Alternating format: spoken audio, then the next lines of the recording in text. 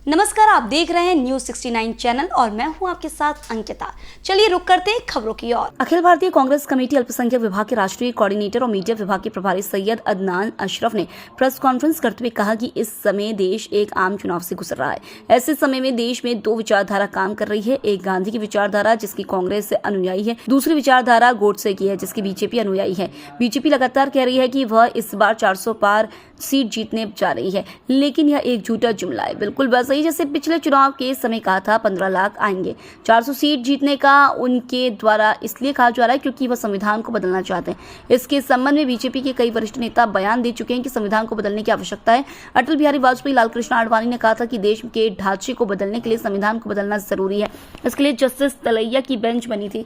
अदनान ने कहा कि संविधान में सबको एक नजर से देखा जाता है, ऐसे कांग्रेस की सोच है, जबकि आरएसएस की नजर में सब अलग अलग है, कोई अच्छा है तो कोई बुरा है। संविधान में हमें कई तरह स्वतंत्रता दी है, संविधान में सबको बोलने की आजादी है, लेकिन अब कोई भी स्वतंत्र रूप से बोलने की कोशिश करता है उसे हर तरीके से ईडी, सीबीआई, आईटी और प्रशासन के द्वारा दबाने की कोशिश की जा रही है। इससे संविधान को खतरा है। कांग्रेस हमेशा से सभी वर्ग के लिए उन्हें मुख्य धारा से जोड़ने के लिए आरक्षण की पक्षधर रही है, लेकिन बीजेपी पिछले दरवाजे से आरक्षण को खत्म करने पर लगी है। रेलवे, आर्मी, हर विभाग का निजीकरण कर आरक्षण खत्म करते जा रहे हैं। कांग्रेस जातिगत गणना की पक्षधर है, बीजेपी कभी जातिगत गणना की पक्षधर नहीं रही है। कांग्रेस अगर सत्ता में आएगी तो देश के सभी एमएसपी को लागू करेंगे। आज कांग्रेस के वचन पत्र को लेकर बीजेपी द्वारा झूठ बोला जा रहा है। हमारी सरकार आएगी तो हम अपने वचन पत्र के सभी वादों को पूरा करेंगे। भोपाल से न्यूज 69 के लिए आदिल खान की रिपोर्ट। वोट का अधिकार दिया गया, जो आरएसएस के किसी भी नेता की किताब में नहीं लिखा कि हम इसके पक्षधर हैं, लेकिन हमारे राइट्स को जो प्रोटेक्ट करता है, वोट का अधिकार प्रोटेक्ट करता है। जिस तरह से देश में समय समय पर चुनाव के ऊपर एक सवालिया निशान लगते हैं ईवीएम के ऊपर, तो वो भी एक चिंता की बात है।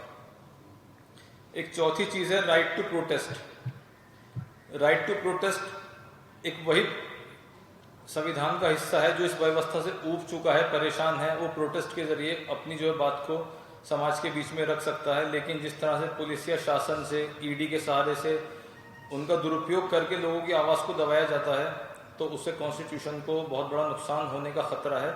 और भारतीय जनता पार्टी के लोगों ने कभी भी, प्रधानमंत्री जी अक्सर कहते हैं कि हम इस संविधान को नहीं बदलेंगे, नहीं बदलेंगे, नहीं बदलेंगे, लेकिन कभी भी उन्होंने इस तरह का यकीन नहीं दिलाया कि उनकी अटल बिहारी वाजपेयी जी की अगुवाई वाली सरकार में क्यों जस्टिस तलैया की एक बेंच बनी थी और उन्होंने कॉन्स्टिट्यूशन रिवाइव कमीशन बनाया था और एक श्वेत पत्र भारतीय जनता पार्टी ने जारी किया था।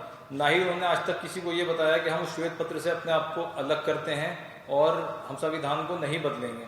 सिर्फ वो एक बात बोलते हैं जो सिर्फ कितना उनकी बातों में सच्चाई होती है, कितनी नहीं, सारी देश की जनता जानती है। दूसरी चीज सबसे इंपॉर्टेंट है रिजर्वेशन।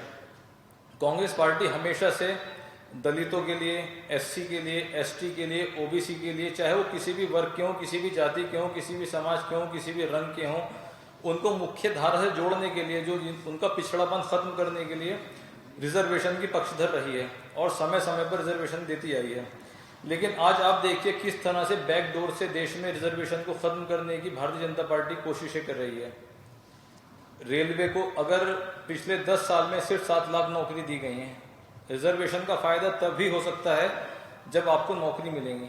आपने रेलवे को प्राइवेटाइज कर दिया, पोर्ट्स को आपने प्राइवेटाइज कर दिया, तो कहाँ से आपको नौकरी मिलेगी? जब आपने बैंकों का निजीकरण कर दिया तो वहाँ ऑटोमेटिकली रिजर्वेशन खत्म हो जाएगा। सेना में आपने भर्ती होती थी, उसमें रिजर्वेशन का फायदा मिलता था।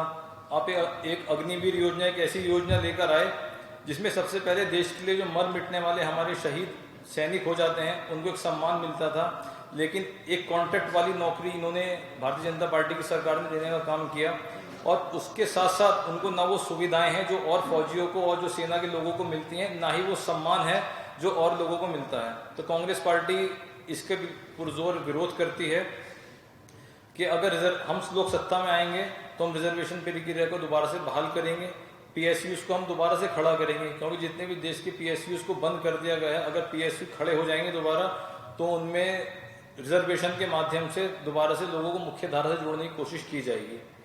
तीसरी एक इंपॉर्टेंट चीज़ है cast Sensex.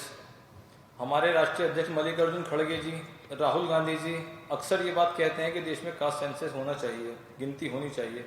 Bharatiya Janata party कभी भी इसकी पक्षधर नहीं रही और उन्होंने 2010 में सुप्रीम कोर्ट की जजमेंट आई थी सुप्रीम कोर्ट की जजमेंट में उनके जस्टिस ने यही कहा था कि अगर कास्ट सेंसेक्स हो जाता है ईमानदारी से तो लोगों को बहुत फायदा होगा। उस वक्त Pranab Mukherjee ji leader of opposition थे, बाद में वो हमारे सम्मानित नेता देश के राष्ट्रपति हो गए थे। उन्होंने सारी पार्टीज को लेटर लिख के ये पूछा था कि आपकी इस बारे में क्या राय है। उस समय स्वर्गीय सुषमा स्वराज जी ने इस बात को स्वीकार किया था कि देश में कास्ट सेंसेक्स होना बहुत जरूरी है और हम सब इसके समर्थन में हैं। 2019 में भाजपा के नेता राजनाथ सिंह जी ने भी इस बात का समर्थन किया, लेकिन भारतीय जनता पार्टी ने आज तक उसकी कोई मतलब रिपोर्ट जो है वो पब्लिकली उजागर नहीं की है और समय समय पर वो इन चीज़ों से बचते रहे हैं।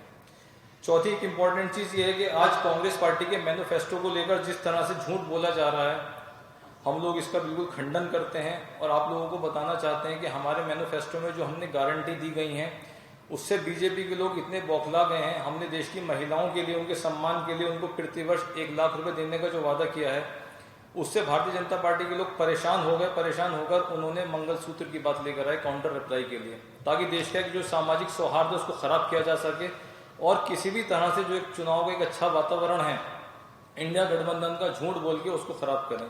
साथियों, जैसा कि आपको पता होगा, कांग्रेस पार्टी ने यूपीए 1 में, यूपीए 2 में तमाम तरह की योजनाएं चलाई।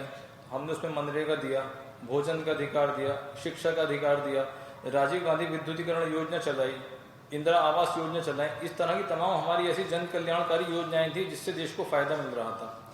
लेकिन आज बीजेपी के पास 10 साल के अपने शासन में बताने के लिए कुछ भी नहीं है सिवाय एक झूठ के। आज उनका एक राजनीतिक मंच वो सजाते हैं, उस पर पूरे दिन सुबह से लेकर शाम तक झूठ बोला जाता है ताकि उनको इस तरीके का चुनाव में फायदा हो जाए। लेकिन जिस तरह से प्रधानमंत्री जी का मैं शुक्रिया अदा करना चाहता हूं, उन्होंने मैनिफेस्टो वाले मामले में कांग्रेस के स्टार प्रचारक वाली भूमिका अदा की, उससे हम लोग बहुत खुश हैं कि उनके सिर्फ झूठ बोलने से, हमें बदनाम करने से उनका झूठ घर घर तक पहुंच गया और उसमें जो हमने गारंटी दी है लोग उस बात से खुश हैं।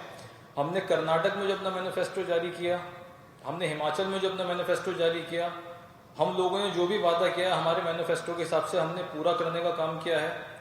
रही बात देश के किसानों की, क्योंकि ये कृषि प्रधान राज्य है, यहाँ किसान आते हैं, हम लोग भी कृषि प्रधान राज्य से हैं। यूपीए 1, यूपीए 2 में हम लोगों ने किसानों का 65,000 करोड़ रुपया कर्जा माफ करने का काम किया था। प्रधानमंत्री जी 2014 में चुनाव में आने से पहले कहते थे हम किसानों को एमएसपी देंगे, लेकिन आज आप देखिए ये देश करीब भारतीय जनता पार्टी के काले 3 अध्यादेशों के कारण 800 किसानों की बलि ले चुका है। तो मैं प्रधानमंत्री जी से पूछना चाहता हूं, अगर आप मंगलसूत्र की बात करते हैं तो जो 800 किसान शहीद हुए हैं, उनकी जो विधवाएं हैं, उनके जो मंगलसूत्र आपने छीने हैं, उनके बारे में आप कभी क्यों नहीं बोलते? किसानों की शहादत आपने क्यों ली?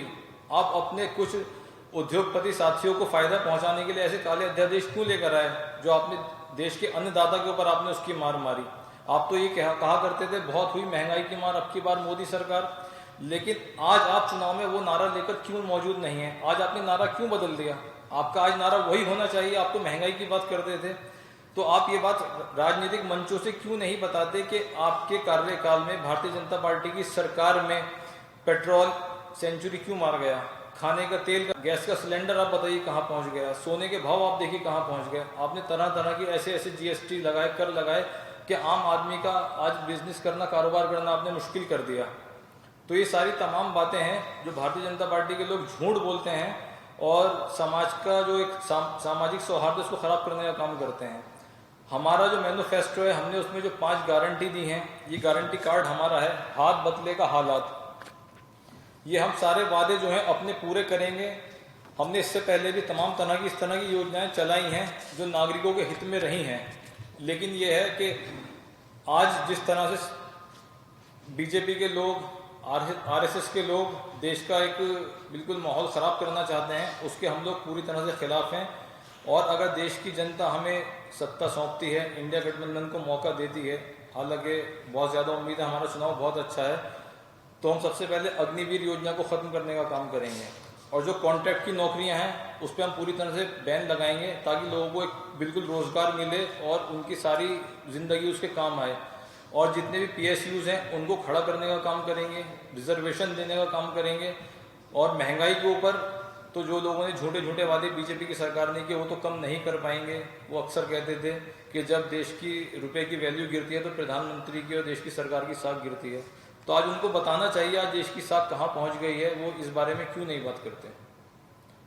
इसी के साथ मैं अपनी बात को ख़त्म करता हूँ। आप सब लोगों का बहुत बहुत धन्यवाद। इसी तरह की और खबरें देखने के लिए बने रहे हमारे साथ, देखते रहिए न्यूज़ 69 चैनल। जब तक के लिए धन्यवाद।